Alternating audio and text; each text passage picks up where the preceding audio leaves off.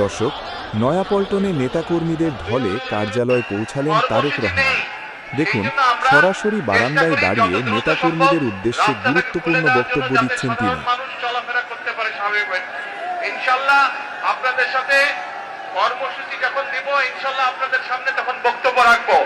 সকলে দোয়া করবেন, ইনশাআল্লাহ আমিও দোয়া করি সকলে ভালো থাকেন। আর একটি কথা, আমাদের যার যতটুকু অবস্থান আছে সেখান থেকে আসুন, আমরা আমাদের দেশটাকে নতুন করে গড়ে তোলার চেষ্টা করি। যার পক্ষে যতটুকু সম্ভব আমরা সচেষ্ট হই দেশের জন্য। কোথাও যদি রাস্তায় একটি কাগজ পড়ে থাকে, ময়লা হয়ে থাকে, দরকার হলে সেটাকে আমরা সরিয়ে দিব। এভাবে ছোট ছোট করে কাজ করার মাধ্যমে আমরা দেশটাকে গড়ে তুলে আসুন। আর এখন আমি সকলকে অনুরোধ করব, দ্রুত আমরা রাস্তাটাকে খালি করে দেই যাতে সাধারণ মানুষ চলাফেরা করতে পারে। সকলে ভালো থাকবেন ইনশাআল্লাহ। আমার জন্য দোয়া করবেন, দেশনেত্রী খালেদা জিয়ার সুস্থতার জন্য দোয়া করবেন। আল্লাহ হাফেজ। বাংলাদেশ জিন্দাবাদ।